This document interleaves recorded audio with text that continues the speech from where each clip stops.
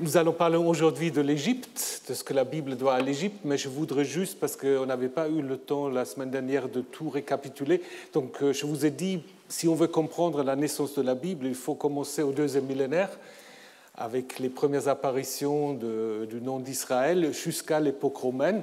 Et je m'étais arrêté en vous disant que, en fait, l'époque perse est sans doute l'époque la plus importante au moment où les choses se mettent vraiment en place. C'est là où le Pentateuque va voir le jour.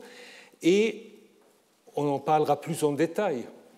Il y a une grande persophilie dans la Bible. Les Perses ne sont jamais critiqués. Les Assyriens sont critiqués, les Égyptiens, on va le voir, sont critiqués, les Babyloniens sont critiqués, les Perses ne sont pas critiqués.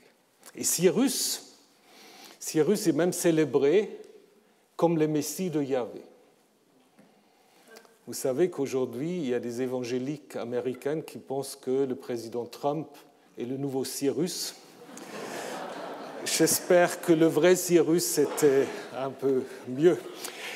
Alors, donc, ça se trouve dans le deuxième Ésaïe, je vous en parlerai plus en détail, où en effet, l'arrivée de Cyrus est en effet équivalent de l'arrivée d'un temps de salut, de restauration. Et il est possible en fait que cette collection était à l'origine conçue, non pas pour figurer à la suite de la première partie, ce qu'aujourd'hui la première partie du livre d'Ésaïe, mais plutôt comme un annexe au livre de Jérémie. Pourquoi est-ce qu'on peut dire ça? Parce que, vous voyez, dans les chroniques, on dit la première année du roi des Perses, Cyrus, pour accomplir la parole de Yahvé, sortie de la bouche de Jérémie. Alors pourquoi est-ce qu'on l'a mis finalement Ésaïe et pas en Jérémie? Il y a des gens qui cherchent encore des sujets de thèse. Là, ça, c'est un bon sujet de thèse. Peut-être aussi parce que Jérémie était déjà assez long. Et après les rouleaux, ça devient un peu compliqué. Parce que Jérémie tout seul a déjà 52 chapitres, alors que le premier Ésaïe n'a qu'à 39. Donc, c'est sans doute plus simple. Donc, l'époque perse, donc, un moment décisif pour la naissance de la Bible. La Torah va mettre ensemble le document sacerdotal dont je vous parlerai encore, le livre des Nombres. Il y aura aussi la constitution d'une bibliothèque prophétique. Je pense que tous les livres des prophètes sont là à l'époque perse, peut-être pas le livre de Jonas. Et les derniers de ces prophètes, Agé, Zacharie, Malachi, sont situés sur les Perses. Ça ne veut pas dire que tous ces livres étaient déjà complets à l'époque des Perses, notamment pour la deuxième partie de Zacharie. Il est clair, comme va le montrer aussi très bientôt mon collaborateur Hervé Gonzalez, la deuxième partie de Zacharie est écrite sous les Grecs. Mais on part de l'idée qu'à l'époque perse, la prophétie s'achève. C'est l'idée de la fin de la prophétie que nous allons trouver plus tard aussi dans le Talmud. Et viennent ensuite les époques ptoléméennes et séleucides. Donc vous savez que, d'abord après la mort d'Alexandre, la Judée se trouve d'abord intégrée à l'empire ptoléméen pour passer vers 200 à l'empire séleucide. Il y a encore beaucoup de textes qui sont écrits à ce moment-là. Tous les textes de sagesse dont on va parler aussi, les prophètes, Coëlette, l'Ecclésiaste, Siracide, qui n'a pas pu entrer dans la Bible, mais aussi le Cantique des Cantiques. Le livre d'Esther, bien que situé sur le perse, c'est plutôt un livre grec, et idem pour les chroniques, et le livre de Daniel est peut-être le dernier livre de la Bible hébraïque, écrit vers 160, et reflète donc déjà les bouleversements sous les Maccabées.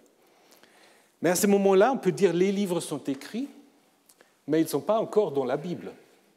La Bible n'existe pas encore à ce moment-là. Là, il faut encore attendre l'époque romaine, la destruction du temple de Jérusalem par les Romains, qui, d'une certaine manière, comme la destruction du premier temple, va provoquer autre chose. Donc la destruction du premier temple, ça va être en effet toute une littérature de crise qui va réfléchir pourquoi c'est arrivé. Et après la destruction du temple par les Romains, vous avez ici l'image que vous connaissez sans doute sur l'arc de Titus à Rome, avec la menorah.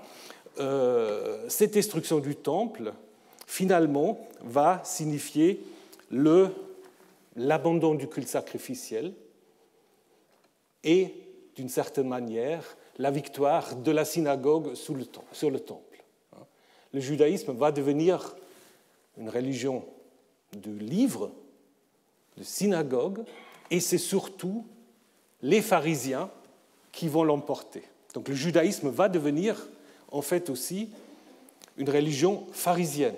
Les Sadducéens sont au chômage, il n'y a plus de temple, il n'y a plus de sacrifice, donc ils vont s'estomper, et c'est les pharisiens qui ensuite vont décider, au 2e, 3e siècle, quels sont les livres qui se trouvent à l'intérieur du Tanakh, donc de la Torah, des Nevi'im et de Ketuvim. Et je vous ai dit la semaine dernière, dans une perspective juive, il ne faut pas trop parler de canon, plutôt peut-être d'écriture, d'autant plus que Tanakh montre bien que ce n'est pas un ensemble tel qu'on imagine quand on parle de Bible, c'est en fait 3 parties qui ont des fonctions et des valeurs différentes. Torah, Nevi'im, Ketuvim. Ce n'est pas par hasard que le judaïsme utilise cet acronyme.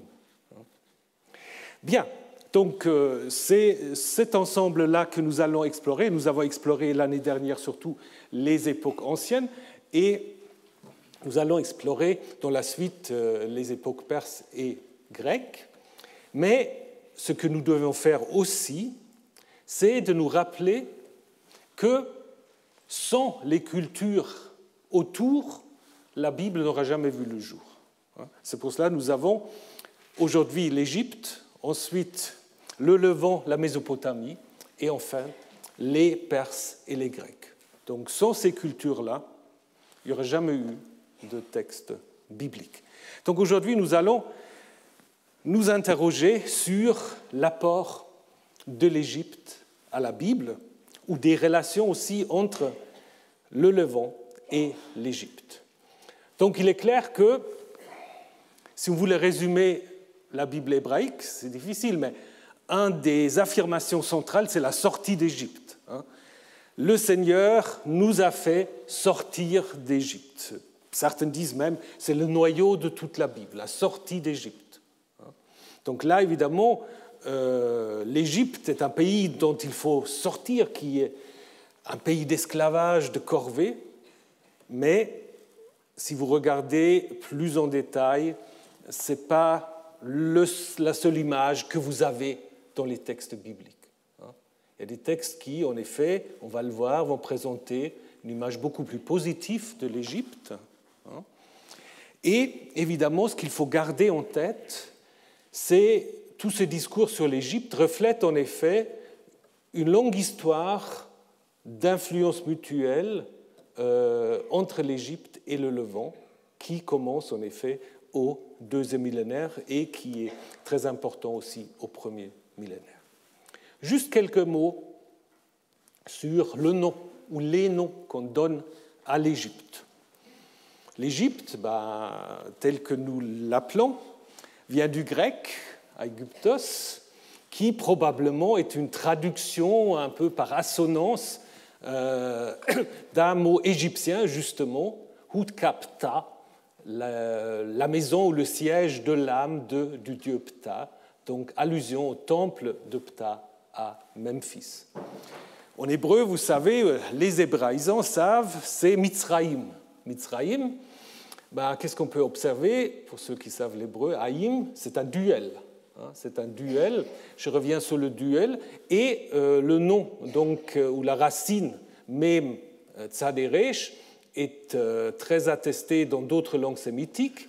Vous avez en akkadien, par exemple, Mitzrou, qui veut dire la frontière, le pays, et Mutsur, qui est certainement lié à cela, pour l'Égypte. C'est évidemment aussi en araméen, et puis, comme aujourd'hui, le nom arabe vient aussi de cette racine. Le duel hébreu pourra peut-être reprendre quelque chose de l'expression égyptienne des deux pays, c'est-à-dire la Haute et la Basse-Égypte, parce que, bien qu'on parle de l'Égypte, surtout au premier millénaire, les deux parties de l'Égypte n'étaient pas toujours unifiées. Parfois, il y a même des pharaons concurrents, comme plus tard des papes à Avignon et à Rome. Donc, c'était un peu le cas aussi. Et puis, vous avez encore un autre nom égyptien, Kemet, le noir. Le noir, le pays noir. Pourquoi? Parce que ça fait sans doute allusion à la fertilité, à la bouée, fertilité de la vallée du Nil, en opposition aux rouges qui sont en effet les régions désertiques. Et le mot Kemet, Hamet, est sans doute à l'origine du mot hébreu Ham. Ham, vous savez, c'est un des fils de Noé, qui va être aussi le père de Mitzraïm, de l'Égypte. Donc, très très bref rappel, au deuxième millénaire, les Hittites et les Égyptiens, en fait, contrôlent le Levant. C'est surtout l'Égypte qui contrôle le Levant jusqu'au Liban à peu près, jusqu'à la moitié du Liban, jusqu'à Tyr et Sidon. Et nous avons en effet des gouverneurs égyptiens qui ont laissé des traces à Beth-Shean, par exemple, qui étaient stationnés, qui ont laissé des inscriptions, des statuts. Et l'organisation du Levant, c'était quoi? C'était des cités-États. Jérusalem, à cette époque, existe déjà. C'est un cité-État qui est gouverné, ce n'est pas vraiment des rois, mais on les appelle rois, des chefs, des roitelets, qui sont tous des vassaux du pharaon. Et autour de cela, en effet, il y a des populations qui ne sont pas urbains, qui sont à l'extérieur des cités. Et ces deux populations, vous le connaissez, c'est les Chassous d'un côté, on en a déjà parlé la semaine dernière, qui sans doute sont aussi liés au dieu Yahvé, et puis les fameux Hapirou, dont on a souvent rapproché le nom à hébreu. Je sais, il y a quelques assyriologues qui s'opposent toujours à cela, mais je suis de plus en plus convaincu qu'il y a un lien. D'autant plus qu'on raconte sur ces Apirous, c'est très proche ce qu'on va en effet pouvoir reconstruire par rapport aux Hébreux. C'est en effet, ce n'est pas un terme ethnique, ce n'est pas du tout un terme ethnique, c'est un terme sociologique qui désigne en fait des populations en marge de la société, qui peuvent être des mercenaires, qui peuvent être enrôlés pour des travaux de corvée, et donc qui correspond un tout petit peu à certaines mémoires que nous avons dans la tradition de l'Exode. Nous sommes renseignés de cela, surtout grâce à la correspondance d'El Amarna, donc la capitale du fameux Akhenaton, qui entretenait en akkadien, donc vous voyez, on était déjà au moins bilingue, en akkadien, toute une correspondance avec les roitelets qui se plaignaient, entre autres, de ces Apirous qui les embêtaient. Nous avons vu également la semaine dernière que c'est au deuxième millénaire, grâce à l'Égypte, qu'on a pour la première fois une mention d'Israël, Israël comme une entité que Merneptah donc, se vante avoir vaincue, une entité qui se trouve dans les montagnes d'Éphraïm, où va naître au premier millénaire le petit royaume de Saül. Donc il y a vraiment là une continuité. Alors maintenant, si nous passons au premier millénaire, si on suit la Bible, on a une image différente si on suit les textes égyptiens. Bon, c'est déjà la même chose pour le deuxième millénaire, d'une certaine manière. Alors, si vous lisez la Bible, vous apprenez quoi? Que le grand roi Salomon était gendre du Pharaon. Vous savez ça? Voilà. Donc, selon la Bible, en fait, bon, Salomon avait beaucoup de femmes, ça vous le savez, mais il avait aussi donc épousé une princesse égyptienne qu'un pharaon qui ne porte pas de nom aurait donc donné à Salomon. Et il leur a donné même la ville de Gézer comme dot d'une certaine manière. Donc plusieurs textes, en effet, nous annoncent que Salomon aurait épousé la fille d'un pharaon qui ne porte pas de nom, ni le pharaon, ni la fille. Ça, c'est déjà suspect.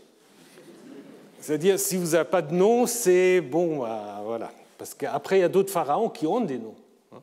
Je vous en parlerai dans un instant. Donc, on a quand même l'impression que c'est plutôt des textes rédigés pour souligner un peu la grandeur de Salomon, le mettant un peu au même niveau que l'Égypte. D'autant plus que si on regarde du côté des documents égyptiens, vous n'avez aucun texte égyptien qui raconte qu'un pharaon aurait donné sa fille à un étranger, même si c'est un monarque, un roi étranger. On n'a pas fait des filles qui sont données à des hauts fonctionnaires stationnés à l'étranger, mais ça reste les Égyptiens. Parce que les Égyptiens avaient une certaine idée de l'humanité. Il y avait les Égyptiens et les autres. Et donc, un pharaon ne pourrait pas donner sa fille à un non-égyptien. On intègre des princesses étrangères dans le harem, mais on ne fait pas le contraire. Vous connaissez une histoire où on intègre quelqu'un dans le harem, c'est l'histoire d'Abraham qui fait passer sa femme pour sa sœur. Donc ça c'est possible, mais l'autre sens pas. Donc, je pense que c'est assez clair, ce n'est pas une donnée historique. Et d'ailleurs, on le voit que dans l'histoire de l'interprétation de ces textes, on va être de plus en plus gêné de cette histoire que Salomon aurait épousé une Égyptienne. Plus tard, on va le voir d'une manière négative. D'abord, on va lui donner un nom, puisqu'en 1 Chronique 4:8, on parle d'une Égyptienne, princesse égyptienne, mais qui n'a rien à voir avec Salomon, mais qui s'appelle Bithia, donc on va l'appeler ainsi. Et ensuite, on va dire, en effet, on va interpréter le fait que, selon 1 Roi 8:7, Salomon aura construit une sorte de maison pour cette femme, d'une manière négative, en disant, Salomon aurait dit, ma femme, ça c'est les chroniques qui disent ça, qui réécrivent en fait les livres des rois, et qui disent en fait, ma femme ne doit pas habiter dans la maison de David, car ils sont saints, les lieux où est entrée l'arche de Yahvé. Donc il ne faut pas que la fille du pharaon va en effet fréquenter le palais, le temple où se trouve l'arche. Et puis le Targum va encore plus loin. On dit c'est ce mariage-là qui est à l'origine de la destruction de Jérusalem et l'exil. Donc vous voyez comment on réinterprète après l'histoire, parce qu'au début c'était en fait pour souligner la grandeur de Salomon, et après, avec cette idée ségrégationniste, on va se dire, ah, ça c'était une des grandes erreurs en effet déjà de Salomon d'avoir épousé une princesse égyptienne. Donc là, on est en dehors de l'histoire. Où on est dans l'histoire, c'est la campagne de Sheshonq. Sheshonq, voilà, là c'est un pharaon dont on donne le nom et qui est bien attesté. Sheshonq ou Shishak dans la Bible,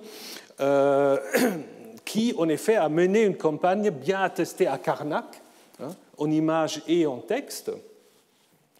Et là aussi, de nouveau, différences intéressantes. Dans ce rapport de campagne, Jérusalem n'est pas du tout mentionné. Les livres des rois disent, si, il est quand même venu à Jérusalem, mais s'il avait fait ça, ce que dit 1 Roi 14, ce que vous pouvez lire, Sheshonq l'aura mis dans sa liste. Donc je crois que Sheshonq se fiche un peu de Jérusalem. Ça veut dire qu'à ce moment-là, Jérusalem, ce n'était pas encore un endroit intéressant. Petite chefferie, il n'y avait pas grand-chose à chercher. Et donc, si vous regardez en fait la liste des lieux en bleu où le pharaon est passé, vous voyez, c'est Gaza chez les Philistins, juste un endroit dans le sud, Arad, et après, tous les autres lieux, surtout Penoué, Adama, Pienoutsukot, Betchan, Rechov, on est dans le nord, ce qui va devenir le royaume du nord. Et puis le quartier général, c'est Megiddo. Et ça va être une grande constante. Megiddo, ça va rester vraiment une grande constante, parce que Megiddo va être aussi le quartier général d'un pharaon qui va intervenir. Bon, j'attends un peu.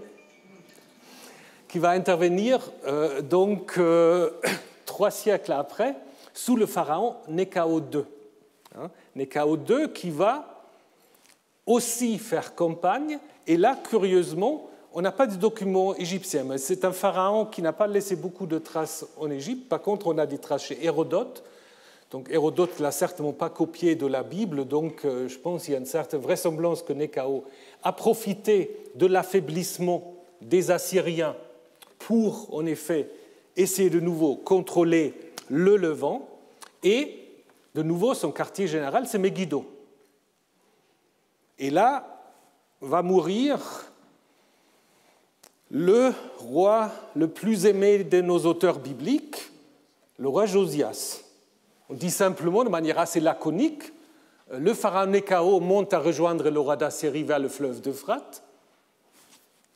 Le roi Josias marcha à sa rencontre, mais le pharaon, dès qu'il le vit, tua Josias à Megiddo. Bon, c'est tout. Il n'y a pas de commentaire, c'est assez bref. Alors, qu'est-ce qu'il est vraiment arrivé? Il y a beaucoup de questions qui restent ouvertes. Est-ce que Josias se sentait tellement fort qu'il pensait pouvoir faire la guerre au pharaon?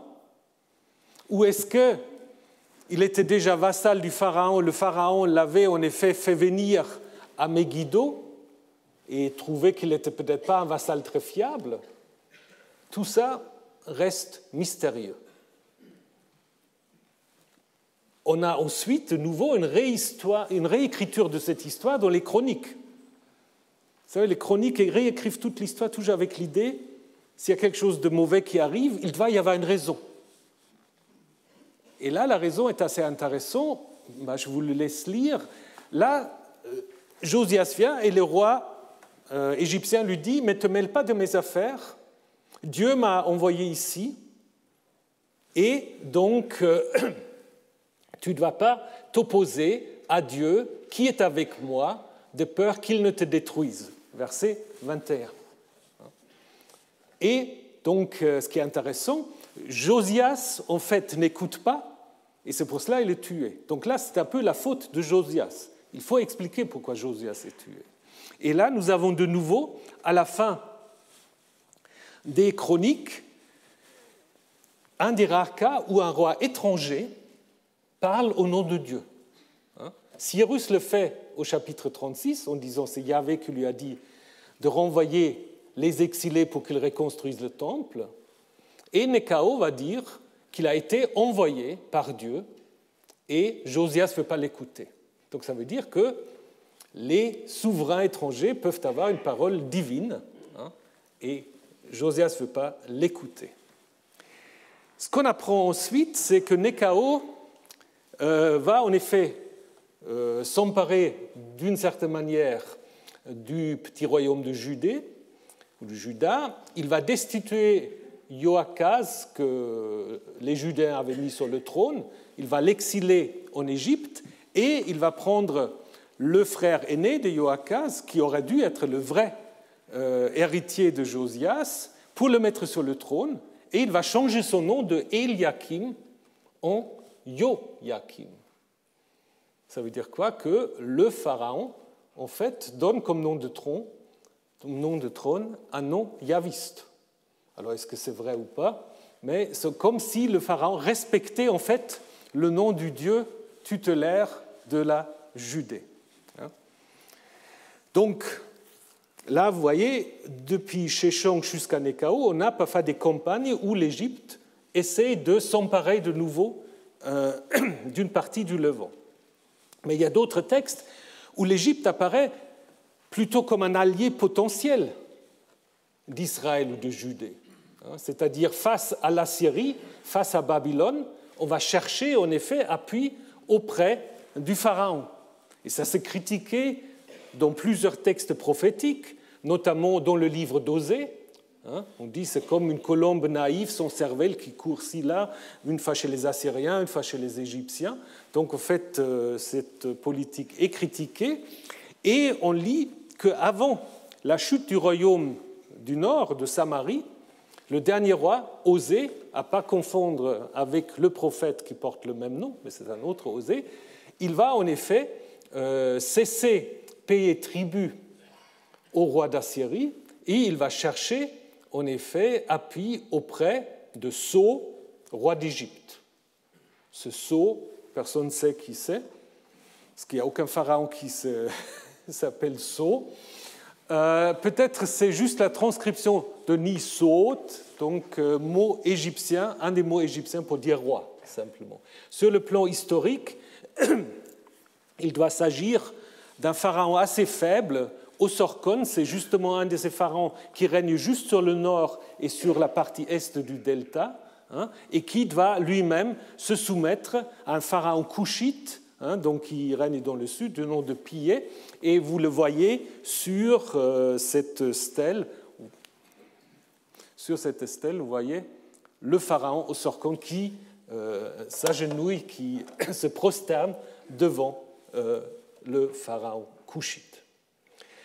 Lors des derniers jours de Juda, pareil, Sédéchias, dernier roi, est soutenu par Apriès, qui est en fait le neveu de Néchao, et on voit qu'il y avait une certaine égyptophilie à la cour de Jérusalem, parce que vous trouvez à la cour de Jérusalem, à ce moment-là, un prêtre qui porte le nom de Pashhur. Et c'est un nom égyptien qui veut dire « enfant de Horus ». Alors, est-ce que le prêtre lui-même était égyptien? Est-ce qu'il a été délégué par le pouvoir égyptien? Ou est-ce qu'on a juste pris un nom égyptien parce qu'on voulait bien se faire voir par le pouvoir? Ça, c'est possible, évidemment, aussi. Mais tout ça ne va pas servir parce que les Babyloniens vont s'imposer. Et puis, on a ce commentaire, le roi d'Égypte ne sortait plus de son pays car le roi de Babylone avait pris tout ce qui avait appartenu au roi d'Égypte, depuis le torrent d'Égypte jusqu'au fleuve d'Euphrate. Donc toute la transeuphrataine, d'une certaine manière, est maintenant sous contrôle des Babyloniens.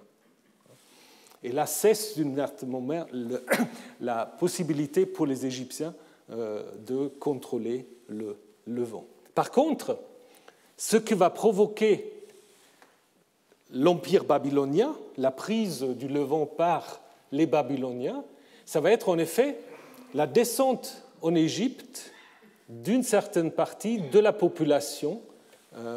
Donc on lit dans le livre des rois que certains Judéens restés dans le pays descendent en Égypte, et puis selon le livre de Jérémie, on voit que c'est surtout dans le delta, on a un certain nombre de noms, Migdol, Daphné, Memphis, Patros, comme noms où vont se trouver ces Judéens descendus en Égypte. Et ça, c'est un moment très très important, parce qu'à partir de cela va en effet se mettre en place la diaspora égyptienne, qui va en effet s'inspirer à la fois des traditions égyptiennes, mais aussi hellénistiques, parce que déjà à ce moment-là, l'Égypte c'est un melting pot, il y a les Grecs, il y a les Égyptiens et il y a d'autres populations. Ce qui explique aussi que les livres prophétiques, souvent, ils n'aiment pas trop ces gens qui sont descendus en Égypte. Ils trouvent qu'ils sont trop influencés par les traditions égyptiennes. Et justement, le chapitre 20 du livre d'Ézéchiel va reprocher aux Israélites d'avoir toujours préféré le culte égyptien aux exigences du Dieu d'Israël. Alors, on a dans la Bible quelques indications, mais on a surtout, et ça c'est vraiment une grande chance, on a beaucoup d'informations sur les Judéens, mais peut-être aussi les Israélites en Égypte, grâce à Éléphantine. Éléphantine, Syène, donc une île dans le sud du Nil, a en effet produit lors des fouilles, d'abord des fouilles allemandes, des nombreux documents écrits en araméen qui montrent en effet la vie de ces Israélites et Judéens, mercenaires sans doute en grande partie, qui s'étaient installés dans cette île. Et on voit, et c'est très intéressant aussi pour comprendre l'histoire de Joseph, parce qu'on voit qu'il y a beaucoup de mariages entre les Égyptiens et les Israélites judéens, qu'on peut avoir deux noms, un nom hébreu et un nom égyptien, et surtout qu'on peut construire un temple au dieu Yahvé, qu'on vénère en même temps avec Anat et une autre divinité, et Shem Bethel. Donc là, évidemment, on voit comment l'Égypte, là aussi, va être très très important à l'époque perse. Il y a une tradition dans la Bible qui se base aussi sur des réalités, qui est la tradition de l'Égypte comme terre d'accueil, mais aussi comme terre d'abondance. Lorsque Lot va choisir où il veut aller, lorsqu'il se sépare d'Abraham, il va donc dans la région de Sodome et Gomorrhe, qu'on imagine à l'époque comme une région extrêmement fertile. Et on dit que cette région était comme le jardin de Yahvé, donc le paradis, le jardin d'Éden, comme le pays d'Égypte. Donc c'est intéressant, le pays d'Égypte équivaut le jardin de Yahvé. Et vous avez après toute une tradition, lorsque le peuple est dans le désert, dans le livre d'Exode et des Nombres, il y a toujours cette nostalgie de l'Égypte, des pots de viande d'Égypte, de l'abondance de l'Égypte, qu'on retrouve dans des nombreuses descriptions aussi de pays. Même le Deutéronome dit, oui, tu vas aller dans le pays que Yahvé t'a donné, mais attention, ce n'est pas aussi simple que le pays d'Égypte. Le pays d'Égypte, tout est donné, il y a l'abondance. Et on trouve cela du côté égyptien déjà dans le tombeau du général Horemheb, qui devient après pharaon, et qui en effet dit un grand discours, elle se plaint un peu. Là, il n'y a rien de nouveau sous le soleil. Si vous entendez certains discours aujourd'hui, c'est tout à fait la même chose. Il y a trop d'étrangers qui viennent, qui ne savent pas comment vivre. Ils sont venus, leur pays meurt de faim et ils vivent comme les bêtes dans le désert. Et donc là, déjà, on a en effet des contrôles à la frontière et on ne laisse pas entrer n'importe qui. On sélectionne. Donc ceux qui sont bien habillés, qui ont des choses à amener, on les laisse entrer et les autres, ils restent dehors. Donc vous voyez, il n'y a pas des longues durées dans l'histoire de l'humanité. Alors, la même thématique, vous l'avez, je l'ai déjà mentionné, dans l'histoire d'Abraham. L'histoire d'Abraham, parce que c'est aussi à cause d'une famine, nous dit-on qu'Abraham descend avec sa femme, Sarai, en Égypte. Donc, ce n'est pas une histoire réelle, historique, mais ce qui est historique derrière, c'est cette idée qu'on descend en Égypte lorsqu'il y a des famines. Même sujet dans l'histoire de Joseph. Bon, après, là, curieusement, le pharaon apparaît de manière assez positive parce qu'il ne sait pas ce qu'il fait. Il prend la femme d'Abraham, mais il ne sait pas du tout qu'il a pris sa femme. Il pense que c'est sa sœur. Et quand Yahvé envoie des plaies, comme dans l'Exode, le pharaon se comporte tout à fait correctement, renvoie Abraham et lui laisse même ses richesses qu'il lui a données comme dot. L'Égypte, c'est aussi le pays où on accueille des réfugiés politiques. Ça commence, selon la Bible, avec les adversaires de Salomon, un Édomite, Hadad, et Jéroboam, qui va devenir le futur roi d'Israël. Vous avez, ça je l'ai déjà mentionné, suite à la destruction de Samarie et de Jérusalem, vous avez des Israélites et des Judéens qui descendent en Égypte pour y trouver refuge. On apprend aussi qu'il y a un dénommé prophète Uriyahu, un collègue de Jérémie, qui veut échapper au roi et le roi Sédéchias, parce qu'il annonce, comme Jérémie, la destruction du temple. Et donc il se réfugie en Égypte, mais comme Sédéchias, là ça ne marche pas très bien, comme Sédéchias est déjà vassal du roi, donc ce prophète est restitué et a un destin, disons, moins enviable. Thème qui continue jusqu'au Nouveau Testament, puisque vous connaissez, selon l'évangile de Matthieu, la fuite de la famille de Jésus en Égypte, là aussi pour échapper à des oppressions de la part d'Hérode et pour accomplir évidemment la prophétie d'Osée d'Égypte, j'ai appelé mon fils. Donc c'est une longue tradition. Un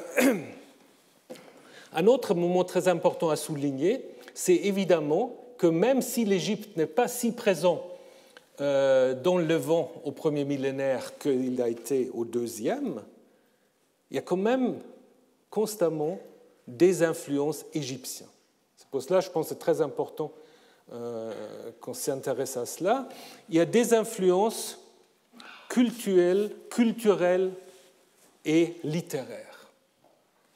D'abord, si vous regardez les sceaux avec lesquels on signe des documents qu'on porte autour du cou, qui sont un peu votre signature, vous le mettez dans l'argile, et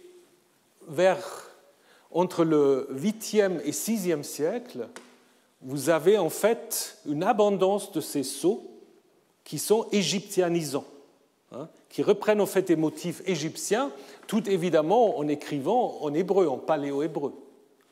Mais là, par exemple, je vous ai mis toute une collection de serpents ailés, les fameux séraphim, que vous trouvez aussi dans le récit de la vocation d'Ésaïe. Ésaïe, il est question aussi de ces serpents en fait, qui sont partis de la cour céleste et qui fonctionnent un peu comme les gardiens du trône divin. Et on apprend aussi que dans le temple de Jérusalem, il y avait un serpent. On nous dit que le roi Ézéchias fit disparaître les hauts lieux, etc., les matzebot, les Asherah, et broya le serpent de bronze que Moïse avait fabriqué. Ça, ce n'est pas une invention. Parce qu'on ne va pas attribuer à Moïse d'avoir fabriqué un objet qu'ensuite on va considérer comme étant idolâtre. Donc là, ça nous montre quand même qu'il y avait une vénération d'un serpent dans le temple de Jérusalem. Pourquoi Ézéchias, si c'est vrai, pourquoi Ézéchias aura-t-il détruit cet objet? Peut-être parce qu'il était devenu vassal des Assyriens et qu'il fallait se débarrasser des objets trop égyptiens. Ça, c'est possible. Mais il est clair qu'il faut vous imaginer une sorte de culte d'un serpent guérisseur, très connu aussi en Égypte. Et plus tard, on va raconter, en fait, dans le livre des Nombres, toute une histoire pour légitimer Moïse quand même. Parce qu'on va dire, en fait, vous connaissez cette histoire où le peuple est mécontent dans le désert. Yahvé, pour le punir, va envoyer des serpents et Moïse va intercéder et Yahvé lui dira « Tu construiras un serpent de bronze et ce serpent, les gens doivent regarder vers ce serpent et ça va les guérir. » C'est peut-être une sorte d'étiologie de ce serpent dans le temple de Jérusalem. Après, il y a des textes littéraires que les scribes judéens ont dû connaître. Alors, ça pose une question très intéressante par rapport aux compétences linguistiques des scribes. À mon avis, il est clair qu'ils savaient l'akkadien, au moins les scribes d'un certain niveau, parce qu'on a parlé déjà du Deutéronome, repris des traités assyriens. Mais je pense que certains devaient aussi connaître l'égyptien. Et je vais vous le montrer dans un moment. D'abord, je voulais vous présenter très brièvement deux grands textes littéraires égyptiens qui ont circulé et qui montrent d'ailleurs aussi au niveau du contenu des liens entre l'Égypte et le Levant. Le plus connu, sans doute, le roman de Sinoué. Je ne sais pas si vous l'avez déjà lu. C'est en effet un haut fonctionnaire qui va quitter l'Égypte à cause des problèmes au niveau de la succession des rois. Ce n'est pas tout à fait clair. Il va partir d'Égypte et puis il dit lui-même, c'est un roman qui est écrit à la première personne, et il dit « Je ne sais pas ce qui m'a éloigné de ma place ». C'est comme un rêve, comme si un homme du delta se voyait déplacé à Éléphantine. Donc là, tout à l'heure, on a parlé d'Éléphantine. C'est comme si un homme du delta se voyait déplacé à Éléphantine.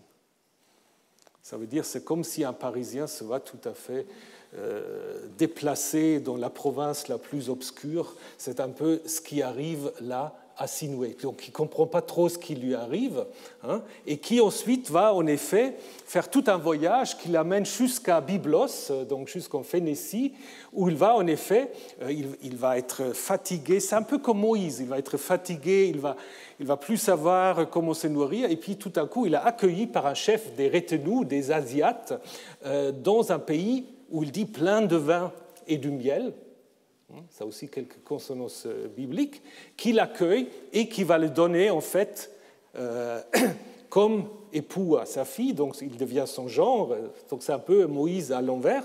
Et puis ensuite, il y a toutes sortes d'aventures qu'il doit évidemment faire, et il doit aussi combattre un fort, un géant de Retenous, qui n'est pas non plus sans rappeler le combat de David contre Goliath, parce qu'il va l'abattre avec sa propre hache, et va donc s'imposer avant finalement de retourner en Égypte. Donc il y a quelques motifs qu'on n'a pas fait mis en rapport aussi avec l'épopée de Moïse, ce qui est tout à fait possible.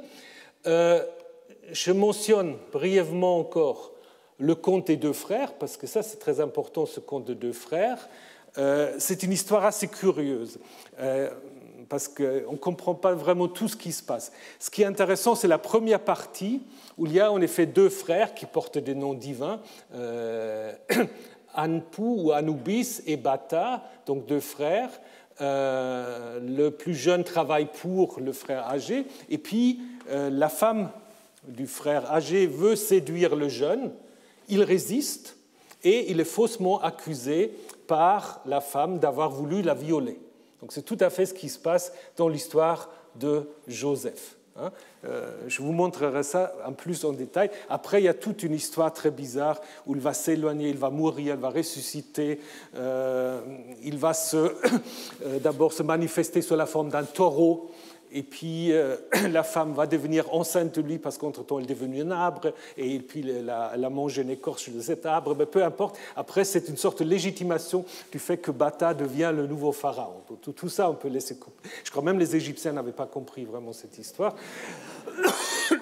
Mais la première partie, oui, la première partie, je pense, c'est en effet une sorte de conte populaire, mais qui est très très proche de ce que nous avons au chapitre 39 de la Genèse. Mais maintenant, ce qui est vraiment le plus proche, me semble-t-il, au niveau littérature, c'est des textes de sagesse égyptiens et judéens. Donc d'abord, vous savez que ce qu'on appelle la sagesse égyptienne, on peut la présenter autour du concept de Ma'at. Peut-être vous avez déjà entendu parler de Ma'at. Ma'at, c'est quoi? Difficile à traduire. Si vous suivez les cours de M. Grimal, il vous a peut-être dit plus de choses que moi je peux vous dire, mais c'est un peu l'idée d'un ordre du monde, de la société, où tout est à sa place et que le sage doit essayer de comprendre. Mais c'est toujours très difficile de comprendre, mais la Ma'at, elle est tout ce qui est correct, l'ordre, la justice, le droit, un peu comme en hébreu, shalom et tzedeka. On a souvent dit, ça c'est les deux termes en hébreu qui se rapprochent le plus de Ma'at. Et Ma'at, ce qui est intéressant, d'abord, Ma'at, elle est représentée par une plume. Pourquoi par une plume? C'est bizarre. Alors ça peut être en effet l'outil des scribes, et c'est les scribes en effet qui transmettent la sagesse, mais une plume c'est aussi souple, ça s'adapte, ça ne se casse pas quand il y a du vent, donc ça peut en effet s'adapter aux circonstances. Après, la plume devient en fait la coiffe d'une jeune fille qui est d'une certaine manière divinisée et qui représente en fait la Ma'at. Donc la Ma'at va se personnifier, va se diviniser d'une certaine manière, et on va avoir dans la Bible le même phénomène avec la sagesse. Parce que vous avez au chapitre 8 du livre des Proverbes la sagesse qui va parler, qui va se présenter comme étant créée par Yahvé avant l'origine du monde. Elle est divine, elle était là pour amuser, pour jouer devant Yahvé, comme prémisse, et elle est d'une certaine manière médiatrice entre Dieu et les hommes. Alors, vous connaissez tous cette image de la chapelle Sixtine. Donc on dit toujours que, vous voyez là, là il y a une femme dans le bras de Yahvé.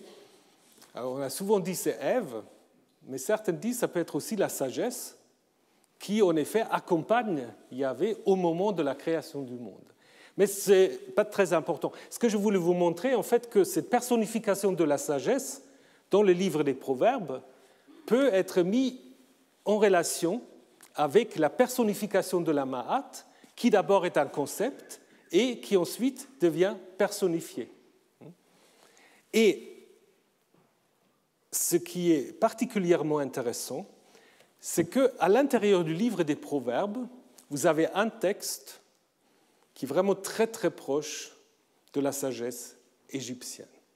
Vous savez, le livre des Proverbes, c'est en fait une collection de différents rouleaux, de différents petits livres qu'on a mis ensemble, d'époques différentes. Et vous avez un de ces rouleaux, dans la première partie, les chapitres 22, 23, 22, 17 à 23, 11 plus précisément, sont très proches d'un texte égyptien qui est la sagesse d'Amen-Émopé. Un texte rédigé vers la fin du deuxième millénaire, mais recopié constamment, très populaire durant tout le premier millénaire. Et on peut dire, à mon avis, que le scribe judéen, qui a mis par écrit ces deux chapitres, connaissait la sagesse d'Amen-Émopé. Alors de quelle manière? Est-ce qu'il avait un texte devant les yeux? Est-ce qu'il était en Égypte? Est-ce qu'il l'avait entendu? Très difficile de savoir. Déjà, on constate des choses très intéressantes. Amen-Émopé va à la fin conclure en disant « Lis bien ces 30 chapitres », parce qu'en effet, la sagesse d'Amen-Émopé est construite en 30 chapitres. Ils sont distrayants et attractifs. Distrayants, je ne suis pas si sûr, mais enfin. Voilà. Et ensuite, dans les proverbes, n'ai-je pas écrit pour toi 30 instructions? On a du mal à trouver 30 instructions précises. Donc je pense que le 30, ça lui venait en effet de ce texte égyptien qu'il a intégré en fait dans le texte hébreu. Et on peut donner quelques exemples qui vous montrent en effet que c'est très proche. Les deux ensembles sont en effet conçus pour des gens qui fréquentent le roi et la cour, toujours en avertissant.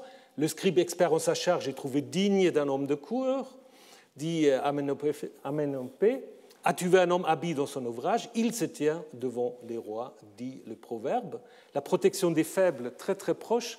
Ne déplace pas les bornes en bordure des champs, dit le texte égyptien. Ne déplace pas la borne ancienne que tes pères ont posée, dit le texte des proverbes. Il faut se maîtriser. Ne fraternise pas avec l'impulsif. Ne te fais pas l'ami d'un homme irascible. Même conseil. Il faut surtout savoir se comporter à table. Ça, c'est très important. Ça reste jusqu'à aujourd'hui. Les étiquettes à table, vous pouvez ruiner toute votre carrière si vous ne savez pas vous tenir. Donc, il ne faut pas être trop gourmand. Si on ne vous sert pas, il ne faut pas... Voilà, donc je vous laisse lire. C'est un peu les mêmes conseils. Donc, toujours savoir être modeste, pas s'imposer, pas se servir soi-même surtout. Ça va jusque dans les évangiles. Jésus aussi dit tu te mets plutôt en retrait, après si on te fait avancer, c'est beaucoup mieux. Donc c'est un peu déjà ce que vous avez là. Et puis évidemment aussi la mise en garde contre les richesses matérielles. Ne te fatigue pas à chercher l'abondance, dit le texte égyptien. Si les richesses arrivent par le vol, elles ne passeront pas la nuit chez toi. Elles se font des ailes comme des oies et s'envolent vers le ciel. Et si vous regardez les proverbes, ne te fatigue pas à acquérir la richesse, car elle se fait des ailes, et comme l'aigle, elle s'envole vers le ciel. Donc là, vous voyez, les oies n'étaient pas très fréquents en Palestine, donc on a replacé les oies par les aigles. Mais vous voyez, tous ces parallèles, ça montre quand même que l'auteur de ces textes, il a connu le texte égyptien. On peut dire certaines certains avertissements sont assez, assez courants, bien sûr, mais vous avez un peu la même collection dans les deux cas. Et parfois, vous avez vraiment, je vous ai montré quelques exemples, vous avez vraiment des expressions qui sont très, très similaires. Donc, il est clair qu'on n'a pas simplement copié les Assyriens, les Babyloniens, mais aussi les Égyptiens. Donc, ça veut dire, en effet, et il y a peu de recherches qui ont été faites, je pense quand même qu'il faut imaginer qu'il y a des scribes à Jérusalem qui savent lire l'égyptien. Il y a peut-être aussi des gens qui étaient, je ne vais pas dire en stage, mais qui étaient peut-être quand même en Égypte, parce qu'on sait qu'il y a des contacts. Et on sait aussi, je reviendrai quand on parlera de Moïse, il y a constamment des hauts fonctionnaires qui viennent de la Syrie-Palestine et qui sont en Égypte. Donc, du coup, je pense que ce n'est pas si étonnant que cela. Alors, deux choses que je voulais encore vous dire. Une chose qui vient certainement aussi de l'Égypte, c'est l'origine de l'idée d'un jugement des morts. Parce que dans la Bible, en fait, quand est-ce qu'on parle des jugements des morts? Dans l'Ancien Testament, dans la Bible hébraïque, pas tellement. Dans le Nouveau Testament, on est obsédé par ça. Dans la Bible hébraïque, c'est surtout chez Daniel, donc le dernier livre, et dans le livre de Enoch, mais qui n'a pas été intégré dans la Bible hébraïque. D'où est-ce que ça vient, cette idée d'un jugement des morts? À mon avis, ça vient de l'Égypte. Et sans doute par la diaspora égyptienne qui a dû transmettre, véhiculer cette idée du jugement des morts. Ce n'est pas du tout une idée qu'on trouve en Mésopotamie.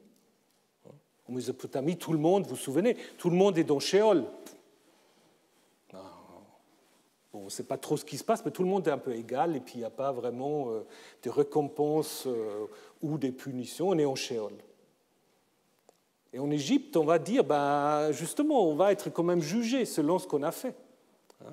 Donc en Égypte, très brièvement, à l'origine, c'est surtout le roi qui a la possibilité de continuer à vivre après la mort. Après, tous ceux qui peuvent se faire momifier, et donc ça se démocratise d'une certaine manière l'idée d'une vie après la mort, disons moi chez les couches aisées. Même l'idée du jugement va avoir une certaine évolution. D'abord, le jugement concerne Seth, un des dieux associés aux enfers, qui a tué son frère Osiris et qui est jugé pour cela. Mais ensuite, on va transformer cette idée d'une manière plus éthique, à savoir le jugement concerne n'importe quel défunt. Ce n'est plus Seth, c'est le défunt maintenant qui est jugé. Et il doit prouver justement qu'il mérite une vie dans l'au-delà. C'est pour cela que vous avez en Égypte cette idée de la première et de la deuxième mort. Et je ne sais pas, quelques collègues du Nouveau Testament, parce que vous savez, dans l'Apocalypse de Jean, on vous parle, c'est ça, la deuxième mort.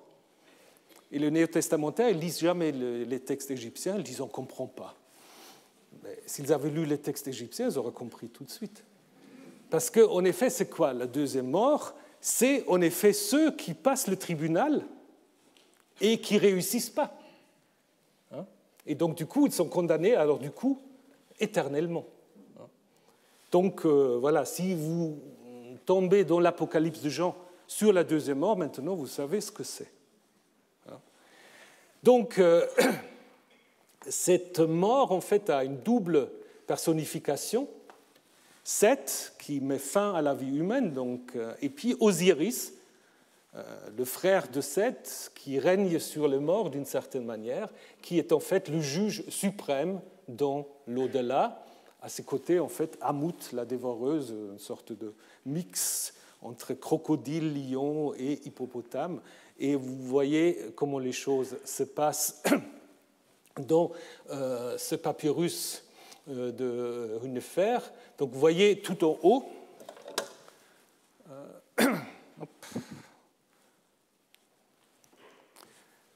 Voilà, je vais faire un stage. Tout en haut, vous voyez le mort en face de tous ces juges. Après, il est amené par Anubis vers la balance. En haut, vous voyez la Ma'at, vous voyez, avec la plume. Et puis là, Hamout qui est là au cas où le cœur est trop lourd et peut être dévoré. Sinon, voilà, Thoth qui va prendre le procès verbal, et puis le mort est amené ensuite vers Osiris, lorsqu'il a en effet donc réussi ses examens. Alors pour réussir cet examen, évidemment, il faut faire une sorte de confession de péché qu'on n'a pas commis, toute une liste. Et ça, c'est très intéressant parce que dans le livre de Job, on a toute une série « je n'ai pas fait ça, je n'ai pas fait ça, je n'ai pas fait ça » en Job 31, qui est très très proche de ces confessions que vous avez dans les livres des morts. Et ce jugement, en effet, permet d'une certaine manière de dire que ceux, et ça va être très important dans le judaïsme et surtout dans le christianisme, les justes qui ne sont pas récompensés durant leur vie terrestre, ils seront récompensés après la mort. Donc en fait, c'est une manière de résoudre un problème théologique. Pourquoi les justes sont opprimés, doivent mourir si tôt, pourquoi ils ne sont pas dans le bonheur. Ce n'est pas important. La chose importante, c'est d'échapper à la deuxième mort. Donc, et ça, je pense, ça c'est vraiment une influence égyptienne majeure. Maintenant, très très brièvement, quand on regarde comment la Bible va parler de l'Égypte, comme je vous ai dit, c'est très différent selon le cas.